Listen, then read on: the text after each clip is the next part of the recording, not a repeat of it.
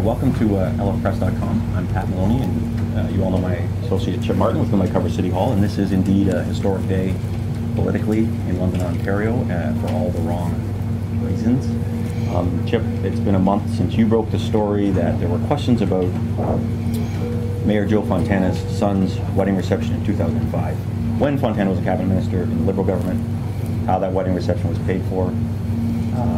Where are we today? What has happened today? Well, after about a number of weeks of investigation, the Mounties announced today that they have laid 3 criminal charges against Mayor Joe Fontana, the Mayor of London, for matters relating to back when he was an MP in Ottawa. The 3 charges are breach of trust by a public officer, fraud under $5,000, and uttering forged documents. They all relate to apparently one of the checks that was used to pay for his son's wedding. Joni Beckler, who I spoke to, she's in Ottawa, said this was a historic low for City Hall. Is this a historic low for City Hall? Well, I don't know. I was starting to do a little bit of historical review, and we had a mayor back in the 1860s who got into assaults with the British Army, or the Army captain, I think, that was in charge of the Army folks in London, and also he would get drunk and he would drive drunkenly around, and as chief magistrate would fine himself and then look the other way. He took his political career out to Winnipeg and became the first mayor of Winnipeg, as I understand. So we've had some characters in the past that have been charged. And I think, yeah, and that makes sense, but that's where you're talking about your personal behavior and that particular anecdote, you know, whenever that was the 1800s, you got a guy who's got a problem with booze, this and anything. This is particularly distinctly, specifically relating to public money.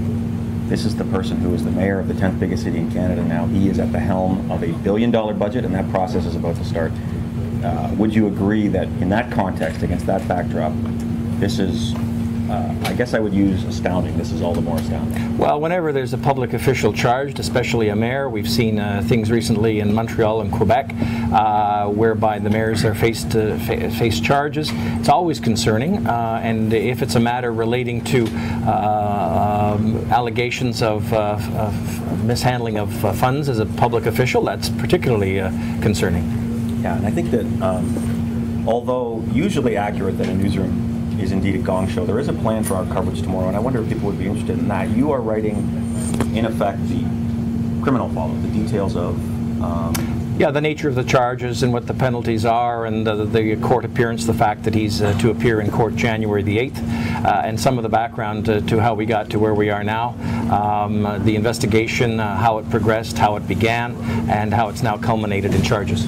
And Randy Richmond is doing yeoman's work corralling the 14 members of council to get their thoughts on one question in particular, should the mayor stay or go, which plays into the story I'm working on, which is the political fallout. What does this really mean for council? Where does it go now? The long and the short of that, and I would like to talk about that with you, is under the Ontario Municipal Act, when a sitting mayor or any member of council in this province is criminally charged, nothing happens. They don't have to leave. They don't have to do anything. Do you think that that is a surprise to many people? I think I've spoken with people today who are astonished that that's the case. Well, I understand some people think that the minute you're charged with something, you should be removed from office. But the presumption of innocence prevails in this country, and right. But I'm not talking about presumption of innocence. I'm talking about saying to someone, look, no one is convicting you in the court, in the criminal court. No one is convicting you even in the court of public opinion. We're talking about city council. We're talking about the council chambers. We're talking about city hall. Do you agree or disagree that maybe there's some questions about whether or not there should be a mechanism in a situation like this? Rare though it may be, it is very serious. Well, if convicted, one could argue that a person there should be some mechanism to remove them from office, which there isn't. I think that's a good starting point. But still, if someone's only charged with something, it's still an allegation, and Mayor Fontana will have his day in court, as he's entitled to, and we'll see where it goes from there. But if convicted, one wonders about the appropriateness of a mayor, for instance, in our case, who also sits on the Police Services Board, that's facing criminal charges. You're right. The Municipal Act is silent on that, and I don't think that's a terrific situation to be in, Pat. Your point is well made about the police board. Michael Deeb, who's the chair of the police board, has said they're not going to ask him to step aside. That was during the investigation. That's an interesting point you raised. I hadn't thought of it yet. This has been a sort of a whirlwind since we got wind this morning that formally charges were being laid, but I will say this. I suspect that if we talked long enough, we would find a million little ripple effects from this in terms of how council functions, how City Hall functions, how the mayor's office functions, how the mayor himself functions in that role. He made it clear the other day, this is 48 hours ago, he's not going anywhere. I suspect he probably knew something was afoot in terms of the Mounties. I guess I don't know that, but presume that you would have some inkling. Let's just say he now knows. Do you think that there's going to be any change in the mayor's? Well, I'm sure some of the political opponents will see a difference between simply someone being investigated by the RCMP and now someone facing charges that have been laid by the RCMP. They may feel that there's a difference politically because of the optics, and I'm quite sure we will hear from some of his opposition and opponents on council in that regard. We understand from talking to preliminary survey of some members of council, it sounds like a couple of people who were alongside him are now switching sides as a result of this. And so we use the term Fontana 8 as sort of a shorthand, but I think that people aren't familiar with it. So it's a voting bloc that has been in place for the 2 years that this council's term has been. It's a slim majority on the 15 members of council. Right. Fontana and 7 others, the Fontana 8, pushing through his agenda. At least on this issue, it's the Fontana 6, according to what Randy has heard. So that's 2 stalwarts of the Fontana 8. You can read tomorrow to see who they are. I've said, time to go, Joe. So it's the Fontana 6, and you got to wonder if even that much support will last. This is an unfortunate situation. This is an ugly situation. It's worse than I even thought it was. When we were at the water and sewer budgets, which are the rates that you pay for water and sewer services, council was discussing them the other night and debating them, and the mayor was making references to them and his concerns about how big the hike would be in 2013, and it is a big hike, but anyway, I guess what I thought was, it struck me very clearly that in that room there was a sense that people could not offer credibility to this mayor. They could not credibly accept what he was saying, and this is what he was under investigation. This is not getting any better. This is a $1 billion budget that's coming down December 4th. He is the budget chief, so he steers the ship politically. I don't know, Chip. I don't know. We shall see. It's certainly very troubling. These are very serious charges. You know, the maximum penalties range from 5 years to 10 years on these charges. That's for each of them, or for? Yeah, for each of them. However, one assumes the mayor's a first offender, so even if convicted, one wouldn't expect to see the maximum. However, these are serious matters, and you know, how it plays with the public is certainly going to be important. And you know, he's midway through his 4-year term. I understand that there was some thought that he might decide to change his mind that he said at the beginning and not run for a second term, and in fact run for a second term. And we'll have to see how this plays with the public. It's been very negative reception in terms of the talk shows, the polls, and that sort of thing.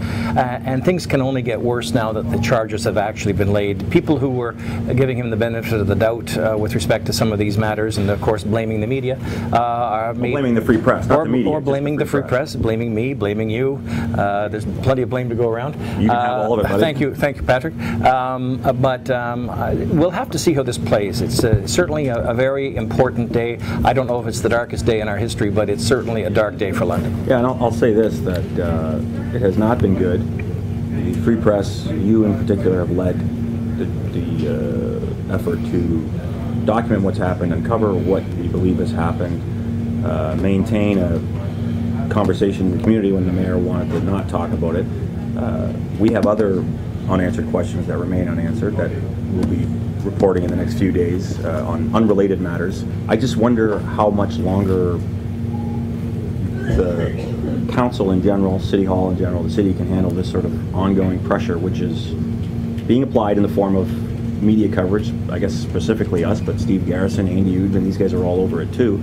This is not easy, right? This is a nasty bit of business, and it's already been a month, and now it's really getting started. It's just getting worse now. Well, the Twitter feeds, or whatever that's called, Patrick, I defer to you on that. Was the Twitter world was alive? Are you on Twitter? Are you on the Twitter? Begrudgingly, I'm an old guy.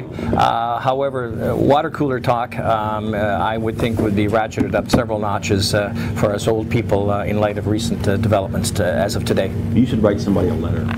to discuss this. Write somebody a letter. Yeah, you should. You should consider writing a letter. Writing a strongly worded letter. Maybe I can chip it into stone and a Chip tablet. it into stone. Eh? Yeah. Chip it into stone. So I guess I'll leave it with this, Chip. This is just one last question for you. This has been a month. Are you surprised? I think I know the answer to this. Are you surprised that Mayor Joe Fontana, who, in my opinion, has been battered and bruised over the last month politically, that he is still in that office?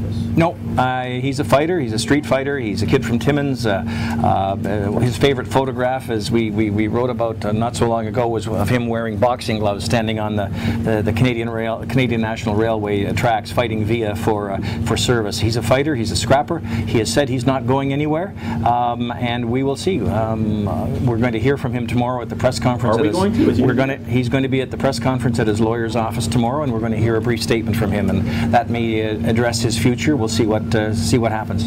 Okay. Thanks, Chip. And again, great work. Thank you, Patrick. Good luck with your Order of Canada nomination that Butch McClarty is going to the table. See how far that goes. Yeah, right. Anyway, thank you for watching. And again, see you tomorrow. That's Thursday's London Free Press and outletpress.com for extensive coverage of the fallout of all of this, which again has been, in the words of Joni Beckler, a historic low for London City Hall. Thanks for watching.